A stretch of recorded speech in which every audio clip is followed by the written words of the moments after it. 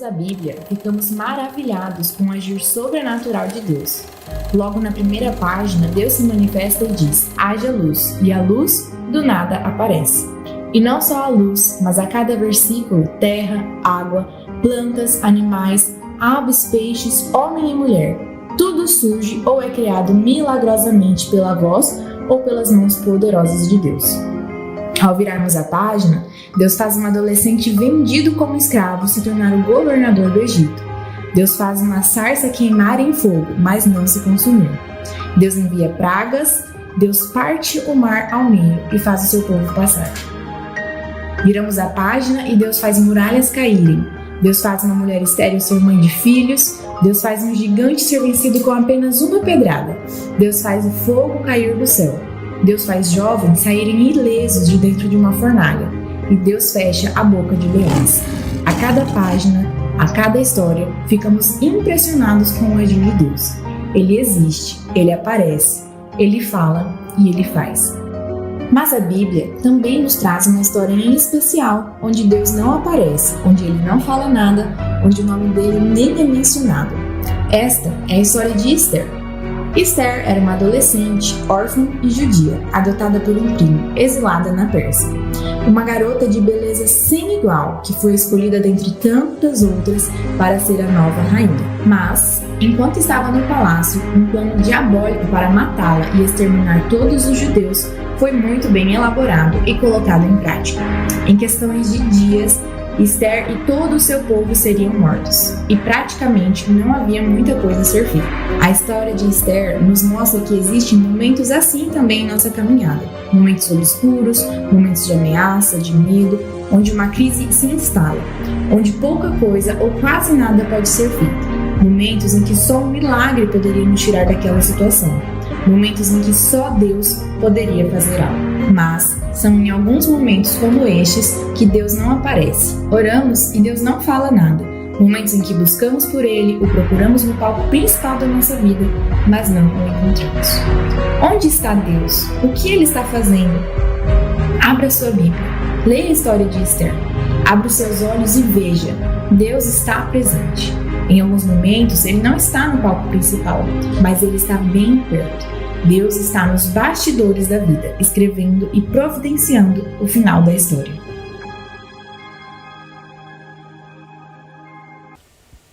Muito bem, nós demos uma pausa no domingo passado, devido aí ao feriado prolongado, mas hoje nós estamos de volta com mais uma mensagem dentro da série Nos Bastidores da Vida. E essa é a 9ª e penúltima mensagem da série. Nós vamos meditar em alguns versículos que eu separei, vão ser projetados aí, alguns versículos do capítulo 8, 9 e 10, dentro aí do livro de Esther. E o tema da mensagem de hoje é Deus de reviravoltas. E sinceramente eu espero que esta mensagem seja bênção para a sua vida, inspiração para a sua vida, inspiração para o momento talvez que você esteja vivendo, que você esteja passando, que fale ao seu coração, e que a história de Esther, que está caminhando aí para o seu desfecho, que essa história seja marcante não só na Bíblia, mas seja marcante de forma particular na sua vida, na sua experiência. E eu quero começar a mensagem de hoje lendo com você o primeiro verso do capítulo 9, que diz o seguinte, o capítulo 9 se inicia com essas palavras: no 13º dia do 12º mês, o mês de Adar, o decreto do rei deveria ser executado. Nesse dia, os inimigos dos judeus esperavam vencê-los, mas então o jogo virou, e os judeus estavam em vantagem contra aqueles que os odiavam. O jogo virou. Essa expressão está na Nova Versão Internacional, não em português é um pouquinho diferente. Em português aconteceu o contrário, mas em inglês existe essa expressão na Nova Versão Internacional: o jogo virou. O jogo virou.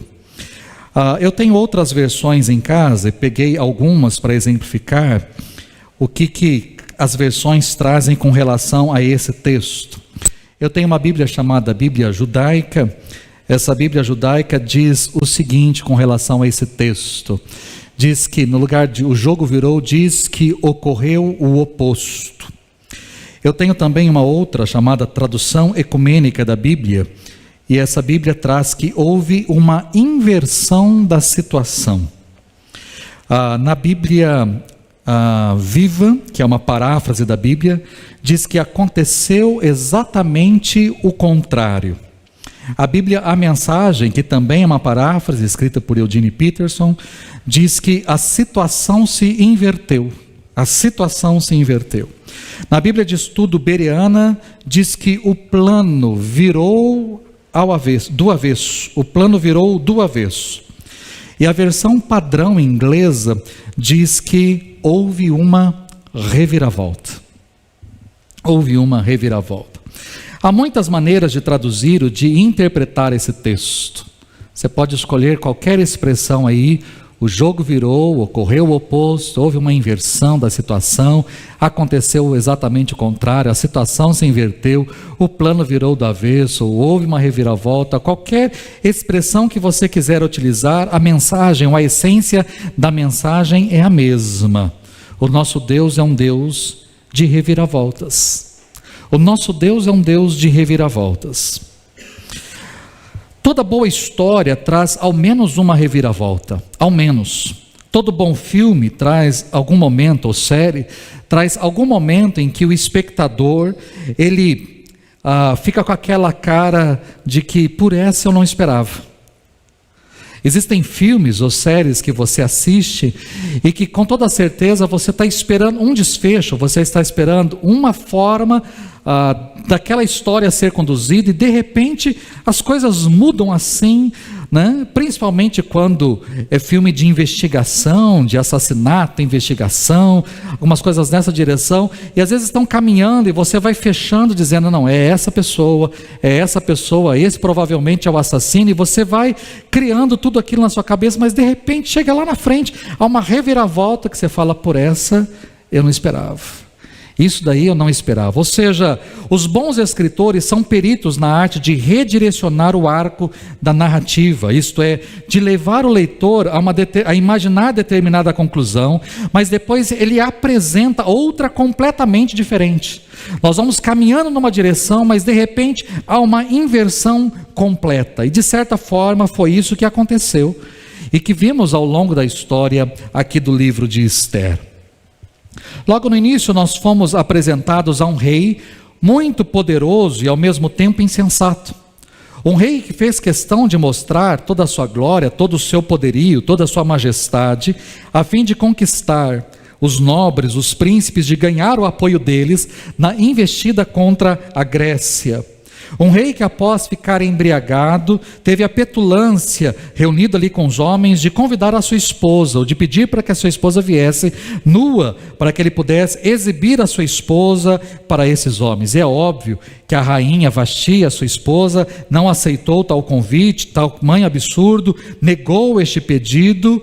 E por esta causa, Xerxes, num estalar de dedos, decidiu depor a rainha e escolher outra para ser colocada no seu lugar. Foi assim que Esther se tornou a nova rainha da Pérsia, e foi assim também que Amã se tornou o segundo homem mais poderoso de todo o império. Esse livro pequeno traz alguns personagens principais.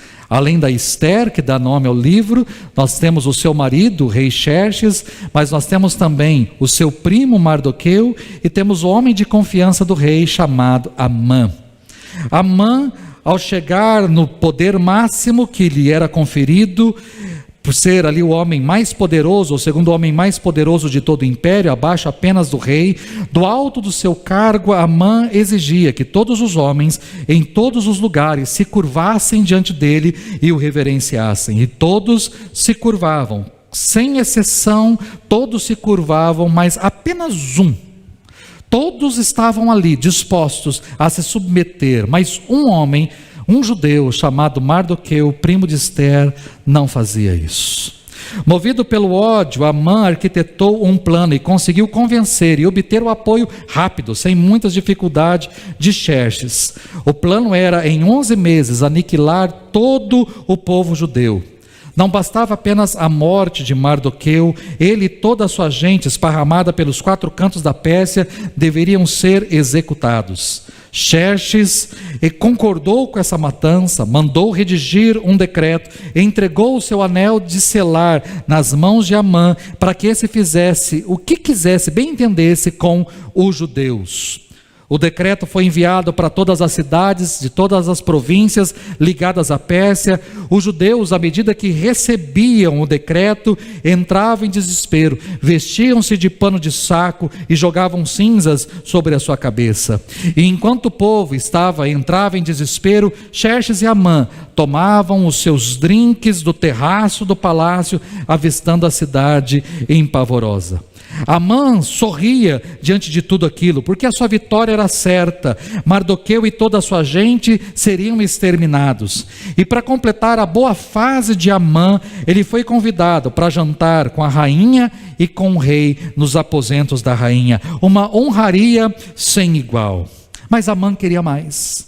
Ele não estava satisfeito apenas com aquele plano e com algo que iria acontecer depois de 11 meses. Ele queria que Mardoqueu fosse morto agora, o mais rápido possível. Ele queria a cabeça de Mardoqueu. Por isso providenciou a construção de uma enorme forca com mais de 20 metros de altura para pendurar Mardoqueu nela. Aquele dia seria o máximo, ver o seu maior inimigo pendurado numa forca, morto, e depois ainda participar de mais um jantar, de mais um banquete providenciado pela rainha, juntamente com o rei. Com certeza aquele seria o melhor dia. E por isso então ele correu para o palácio, a fim de convencer Xerxes de mais uma coisa, convencer o rei de matar Mardoqueu, de enforcar Mardoqueu, e provavelmente isso seria fácil de acontecer. Mas Xerxes não dormiu aquela noite. Quando Amã chegou naquela manhãzinha para conversar com o rei, Xerxes não tinha pregado o olho a noite inteira. E pelo fato de não ter dormido, ele pediu para que lessem então ali, para que lessem as crônicas do seu reinado, e ele foi lembrado de um grande livramento que ele teve graças à ajuda de Mardoqueu. Era para Xerxes estar morto, mas Mardoqueu salvou-lhe a vida. E como nada tinha sido feito, Xerxes então decidiu honrar, homenagear Mardoqueu. E quando Amã apareceu nos seus aposentos, querendo a cabeça de Mardoqueu, o rei foi na contramão, querendo honrar Mardoqueu. E o que nós temos aí? Uma reviravolta. Naquela manhã, Mardoqueu, que estava sentado na porta do palácio, vestido de pano de saco e com cinzas na cabeça, naquela manhã Mardoqueu foi vestido com um manto real, foi colocado sobre o cavalo real e desfilou por toda a cidade de Suzã, montado naquele cavalo, enquanto Amã, que queria sua cabeça, ia à frente gritando: é isso que se faz ao homem a quem o rei deseja honrar. Que dia! Mas quando chegou a noite no jantar nos aposentos de Ester, enquanto comia e bebia do vinho real, Xerxes perguntou mais uma vez para a rainha o que ela desejava. Afinal de contas, essa pergunta já tinha sido feita quando ela apareceu diante do rei. Essa pergunta já tinha sido feita no primeiro banquete, no primeiro jantar. Mais uma vez, pela terceira vez, o rei pergunta à rainha o que ela tanto desejava. Então Ester clamou por misericórdia. Ela queria a misericórdia do rei, para que nem ela e nem o seu povo fossem exterminados devido ao decreto real, tendo em vista que ela era judia. Não só Mardoqueu e não só algumas pessoas daquela cidade ou pessoas esparramadas por todo o império, mas ela inclusive era judia. Naquele momento, quando Xerxes perguntou quem é que fez isso, ou quem tramou tamanha coisa, Ester teve o prazer e o privilégio de aprontar para Amã e dizer: este é o traidor. Amã foi apontado como o traidor. Xerxes ficou furioso, saiu da sala bravo com toda aquela situação, por ter sido enganado e por se deixar enganar. E quando ele retornou, ele viu Amã jogado sobre a rainha, como se estivesse abusando dela. Aquele foi o fim. Aquela foi a gota d'água.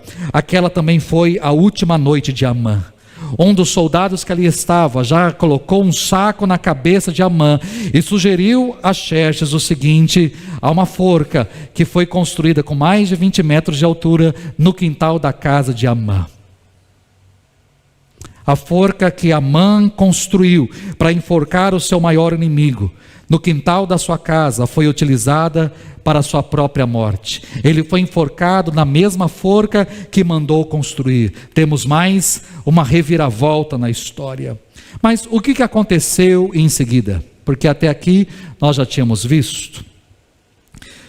Aconteceu que naquele mesmo dia da morte de Amã, o rei Xerxes deu à rainha Ester todos os bens de Amã, o inimigo dos judeus.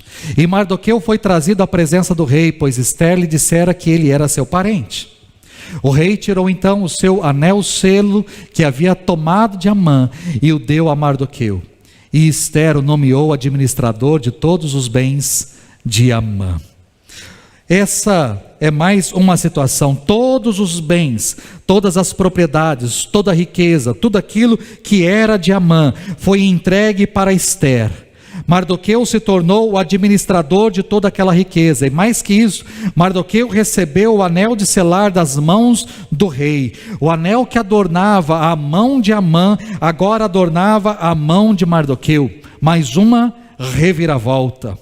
E não obstante essas coisas, ainda havia lá no horizonte um cenário terrível, porque o decreto continuava em vigor. Por mais que Amã estava morto, e por mais que Mardoqueu tinha sido nomeado alguém importante ali dentro do império, ainda assim havia um decreto em vigor. Os judeus seriam mortos, inclusive ela e inclusive Mardoqueu. Por isso Ester implorou, novamente se jogou aos pés do rei e implorou, chorou, implorou que o rei interrompesse o plano de Amã. O povo de Ester corria perigo. O povo de Ester estava sujeito à morte. Acontece que a lei era irrevogável. Por mais que Xerxes era rei, ele não tinha autoridade para desfazer daquela lei. E por que, talvez você possa me perguntar? Porque na nossa cabeça um rei pode todas as coisas. Acontece que os antigos persas acreditavam que o rei era um Deus, e Deus não erra. Um Deus não erra nas suas tomadas de decisões. E se um Deus não erra, o rei também não erra. E se um rei não erra, ele não precisa voltar atrás na sua palavra. Ele não precisa corrigir uma lei que ele mesmo fez. Ele não precisa corrigir um decreto que ele mesmo estabeleceu. Porque reis não erram, porque reis são como deuses. Ou seja, era irrevogável aquela lei. Mas Xerxes autorizou uma emenda. É o que nós percebemos no versículo de número 8. Quando Xerxes diz o seguinte: escrevam agora outro decreto em nome do rei, em favor dos judeus, como melhor lhes parecer, e selem-no com o anel-selo do rei, pois nenhum documento escrito em nome do rei e selado com seu anel pode ser revogado. E o que aconteceu em seguida? Aconteceu uma nova reviravolta. Os secretários do rei, diz o verso 9, foram imediatamente convocados, escreveram todas as ordens de Mardoqueu aos judeus, aos sátrapas, aos governadores dos nobres das 127 províncias que se estendiam da Índia até a Etiópia. Essas ordens foram redigidas na língua e na escrita de cada província e de cada povo, e também na língua e na escrita dos judeus. Mardoqueu escreveu em nome do rei Xerxes, selou as cartas com o anel-selo do rei e as enviou por meio de mensageiros montados em cavalos velozes das estrebarias do próprio rei. O decreto do rei concedia aos judeus de cada cidade o direito de se reunirem e de se protegerem, de destruir, matar e aniquilar qualquer força armada de qualquer povo ou província que os ameaçasse, a eles, suas mulheres e seus filhos, e o direito de saquear os bens dos seus inimigos. Esse decreto foi enviado no 3º mês de modo que os judeus tiveram ainda 9 meses para se preparar.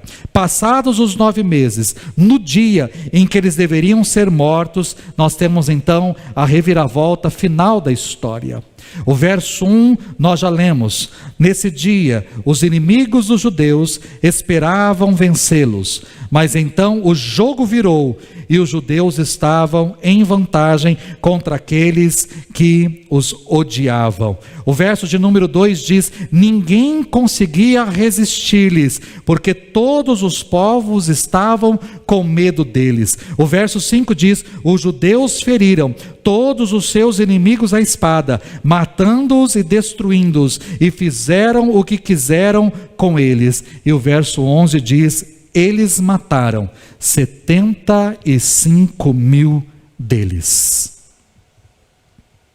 No dia em que todos os judeus, Ester, Mardoqueu e todos os judeus deveriam ser mortos, o jogo virou.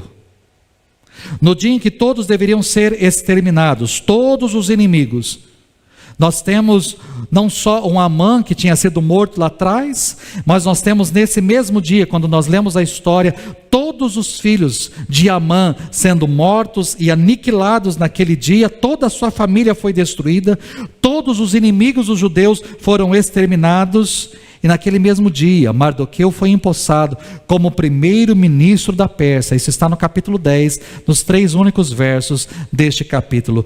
Ele foi empossado como primeiro-ministro da Pérsia e se tornou o segundo homem mais poderoso de todo o império. Quando você olha para essa história, por acaso você tem dúvida do que Deus é capaz de fazer? Será que no seu coração existem dúvidas do que Deus é poderoso, é capaz de fazer na minha e na sua vida? Quando eu olho para essa história, o livro de Ester, ele é fascinante, porque nós temos nesse livro uma mudança drástica de situação, nós temos nesse livro uma mudança significativa de cenário, nós temos uma mudança da tristeza para a alegria de um momento para o outro. Não se passaram 11 meses, se passaram poucos dias entre o anúncio do decreto e de um outro decreto, ou de uma emenda àquele outro decreto. Nós temos poucos dias, não há por aí 2 meses talvez no máximo, é o que aconteceu entre um e outro. E é interessante como a Bíblia mostra essa mudança de cenário. No capítulo 4, no verso 3, diz que em cada província onde chegou o decreto com a ordem do rei, houve grande pranto entre os judeus, com jejum, choro e lamento. Muitos se deitavam em pano de saco e em cinza. Mas quando você chega no capítulo 8, você lê o seguinte: para os judeus foi uma ocasião de felicidade, alegria, júbilo e honra. Em cada província e em cada cidade, onde quer que chegasse o decreto do rei, havia alegria e júbilo entre os judeus, com banquetes e festas. Me chama a atenção porque são 2 cenários completamente diferentes: pranto, jejum, choro, lamento, pano de saco e cinza. Passado alguns dias temos felicidade, alegria, júbilo, honra, alegria, júbilo, banquetes, festas. O que aconteceu entre um momento e o outro? As reviravoltas de Deus. Entre um versículo e o outro, nós temos essa sequência de reviravoltas que eu trouxe para você. Mas quando eu olho para esses 2 textos, a pergunta que talvez que eu faça, ou que eu possa fazer para você é: em qual dos 2 cenários talvez você se encontre? Talvez algumas pessoas vieram aqui nessa noite, ou estão nos assistindo de casa, e talvez o cenário que elas estão é no capítulo de número 4. Elas podem olhar para o capítulo 4 e dizer: esta é a minha vida, porque a minha vida se resume hoje a choro, a lamento, a pranto, a angústia, a desgosto. A minha vida é essa, a minha vida é esse cenário, é um cenário de terror, é um cenário de morte, é um cenário onde eu não quero viver. A minha vida são más notícias, são péssimas péssimas notícias, o que tem acontecido comigo, ou em casa, ou no trabalho, ou juntamente com amigos, ou situações, pessoas que me traíram, ou uma situação financeira, ou uma doença, um diagnóstico, alguma coisa que chegou até você, e talvez o que você esteja sentindo é exatamente o que está no capítulo 4. A sua vontade de chorar, a sua vontade de lamentar, a sua vontade é de tristeza, é de expressar a sua tristeza, é de vestir pano de saco, é de jogar cinzas na cabeça, é de colocar a cabeça no chão, é de chorar de tamanha angústia que está sobre a sua vida. Talvez este seja o seu cenário, talvez é isso que esteja acontecendo com você, de tantas decepções. Você talvez veio para este lugar, ou você está assistindo em casa, tão exausto, você chega exausto, você chega esbaforido, você chega neste lugar cansado, você veio para cá se arrastando. Mas o que eu quero falar ao seu coração, baseado na história de Esther e em tantas outras histórias da Bíblia, é: não desista.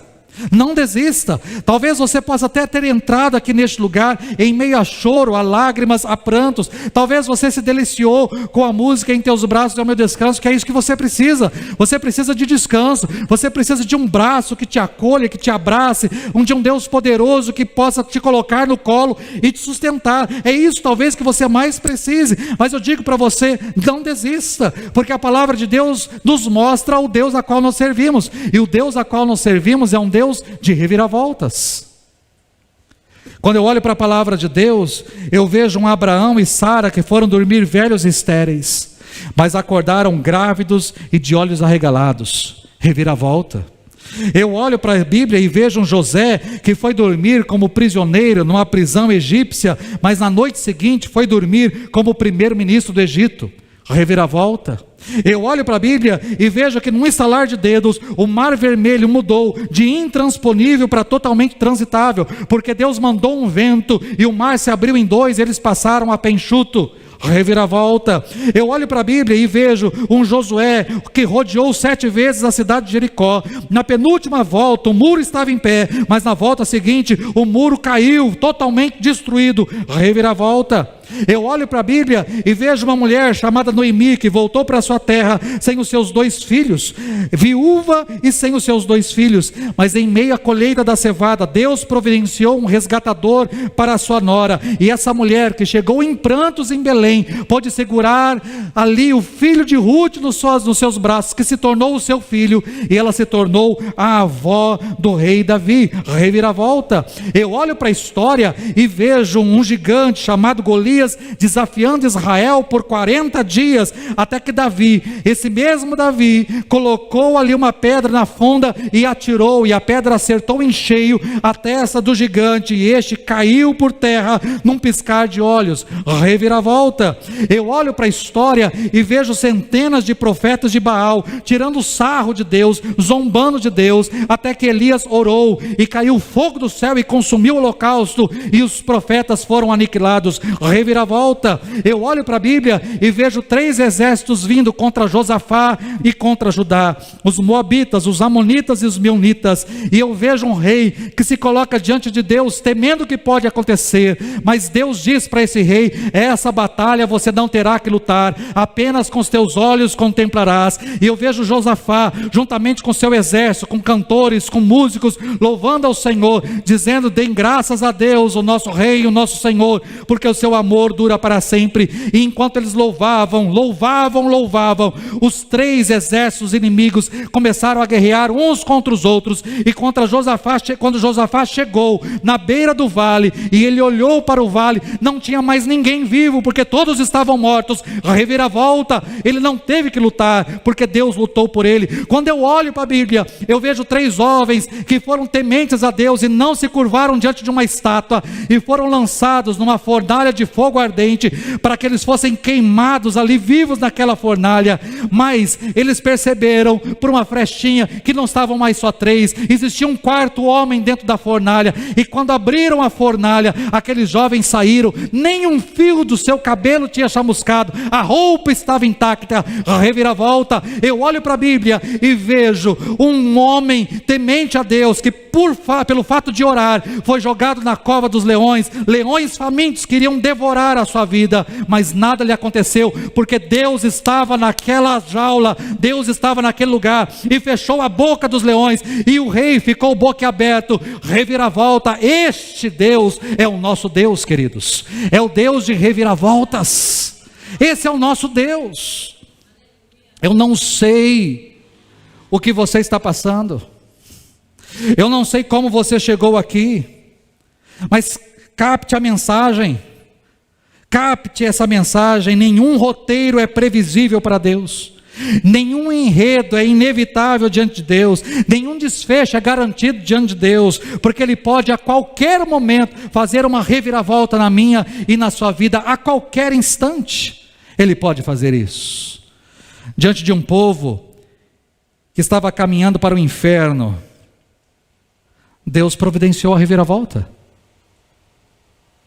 Aquele que sustenta o universo na palma das suas mãos, que criou todas as coisas e sustenta, nasceu de uma virgem, foi colocado numa manjedoura, uma estrebaria, e aquele que segurava o universo na palma das suas mãos, agora segurava com seus dedinhos a mão da sua mãe Maria. A reviravolta. Mas a reviravolta maior, talvez, de todas aquelas que nós podemos encontrar na Bíblia, não aconteceu na manjedoura, mas aconteceu num cemitério aos arredores de Jerusalém. A maior das reviravoltas.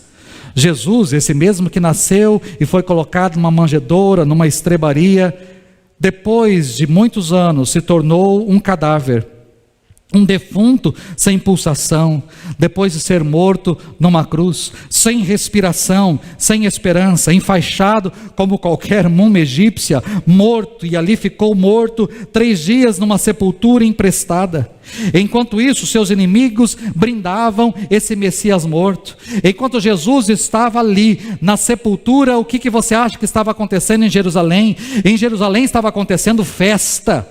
Os fariseus, os saduceus, os homens da lei, os homens do templo estavam festejando, estavam comemorando. Afinal de contas, Jesus tinha saído do caminho deles, Jesus tinha sido morto, aquele pesadelo todo tinha acabado, aquele homem tinha sido crucificado, tiraram o seu corpo, colocaram o seu corpo numa sepultura, aquele homem estava morto, sepultado, acabou a história. Daqui a alguns dias todos vão esquecer da história deste homem, ninguém mais vai se lembrar de Jesus, ninguém mais.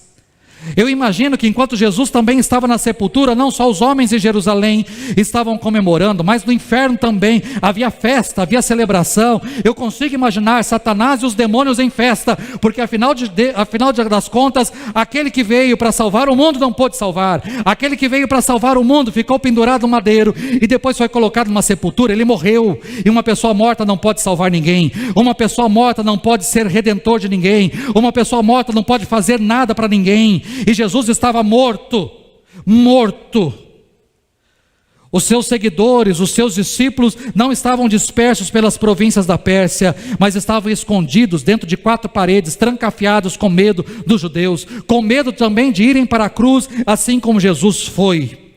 E eles estavam entristecidos com tudo aquilo, eles estavam decepcionados, eles se sentiam abandonados. Afinal de contas, eles tinham deixado tudo para trás para seguir Jesus, e de repente Jesus morre, de repente Jesus sai da cena, sai de cenário, então tudo parecia perdido. O Salvador da humanidade não foi capaz de salvar a si mesmo, a esperança do céu não passava de uma grande enganação, Jesus tinha se tornado uma grande piada. Mas no momento em que tudo parecia perdido, reviravolta. Na manhã do 3º dia, o coração de Jesus voltou a bater, os seus olhos se abriram, as suas mãos perfuradas se mexeram, e de um salto Jesus se ergueu e fincou o calcanhar na cabeça de Satanás para todo sempre. Ele venceu a morte, ele venceu seus inimigos, ele venceu o inferno, ele venceu todas as coisas, e porque ele venceu, ele me tornou e tornou a você mais que vencedores em Cristo Jesus. Por isso o nosso Deus é capaz de fazer qualquer reviravolta nas nossas vidas. No momento em que tudo parecia perdido, quando eu olho para a história, eu posso dizer que na manhã do 3º dia o jogo virou. Aconteceu exatamente o oposto. Houve uma reviravolta, o plano virou do avesso, acabou acontecendo o contrário. Independentemente da forma de escrever, a notícia daquela manhã de domingo é a mesma: ele não está aqui, ele ressuscitou como tinha dito, venham ver o lugar onde ele jazia, ele não está aqui, ele foi adiante de vocês. Esse é o nosso Deus, o Deus das reviravoltas. Queridos, quem pode afirmar que Deus não tem uma reviravolta para você? Talvez você veio aqui num estado, mas você está a poucas horas de Deus fazer uma reviravolta na sua vida. Quem? Talvez eu e você, como seres humanos, podemos olhar dizendo assim: isso não tem mais jeito. E às vezes fazemos isso, não tem mais o que fazer, acabou. Não tem mais o que fazer. Mas quem tem a última palavra? Quem é que está com a pena da história, escrevendo a história das nossas vidas? Quem é aquele que tem poder de mudar todas as coisas, alterar todas as coisas? Quem é? Esse é o nosso Deus. A sua história ainda não acabou, Deus está escrevendo, e Ele tem um final glorioso, maravilhoso para a sua vida, em nome de Jesus. Ele é o Deus das reviravoltas. Você pode falar assim: pastor, mas aquela pessoa que está fazendo isso contra mim, ela é forte, ela é poderosa demais. Eu digo para você o seguinte: o Senhor é aquele que dirige os pensamentos do rei, é Ele que conduz o rei para onde Ele quer. Você acha que Xerxes estava fazendo o que ele queria? Não, Xerxes estava fazendo o que Deus queria. Deus fez com que Xerxes ficasse acordado naquela noite. Deus fez com que Xerxes tivesse vontade de ouvir as histórias das crônicas. Deus fez com que a história de Mardoqueu fosse lida. Deus fez com que Mardoqueu fosse honrado, porque Xerxes, Deus colocou no coração de Xerxes honrar Mardoqueu. Deus fez com que Xerxes cedesse ao desejo da rainha e fosse jantar nos aposentos dela. Deus fez com que ali no jantar ele perguntasse qual era o desejo da rainha, e a rainha apontasse Amã como traidor. Deus fez com que Xerxes pedisse ao enforcamento de Amã. Deus fez com que Mardoqueu se tornasse o primeiro-ministro da Pérsia. Deus fez com que Xerxes, ele fez com Xerxes o que ele bem entendeu, como ele bem queria, a forma como ele bem queria, porque esse é o nosso Deus. Talvez pessoas poderosas possam existir sobre nós, e talvez podemos olhar para essas situações e dizer: não tem mais o que fazer, mas quem tem a última palavra é o Senhor, e nosso Deus é o Deus das reviravoltas. Talvez, quanto é possível saber, não dá para saber quando será a reviravolta da nossa vida. Pode ser essa noite, pode ser amanhã de manhã, pode ser essa semana, pode ser ainda daqui a alguns dias, eu não sei. Mas eu preciso olhar para frente e acreditar no Deus que é poderoso para mudar a história e para refazer as coisas. Equipe, venha para cá. Eu quero orar com você e por você, e apresentar a sua vida diante do Senhor.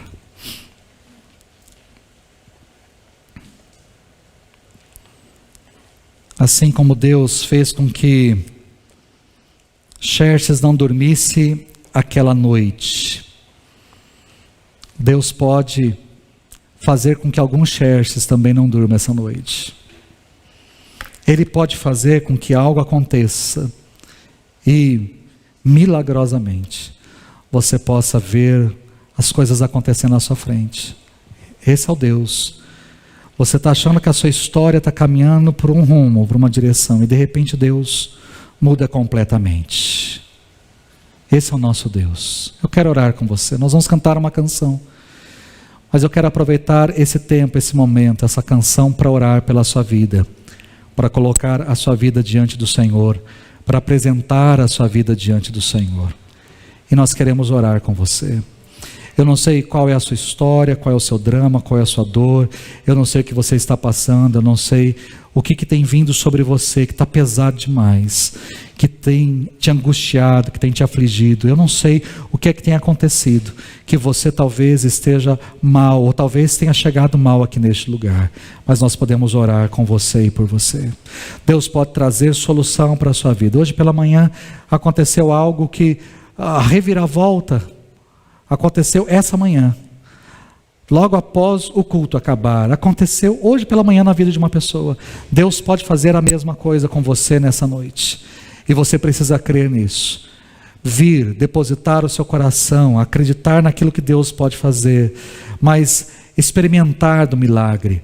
Não adianta, queridos, vocês cantarem que Deus é poderoso. Saber que Deus é poderoso, o inimigo sabe. E ele não apenas sabe que Deus é poderoso, ele treme diante desse Deus poderoso. Você precisa experimentar o poder de Deus na sua vida, e é isso que nós queremos orar por você. Nós vamos cantar, eu não quero que você espere muito tempo, porque eu quero orar com você. Se os presbíteros também puderem ajudar, facilita muito, mas eu quero orar por você. Eu não quero só que você venha à frente e depois nós vamos orar pela sua vida. Eu não quero orar por atacado hoje eu quero orar de forma particular.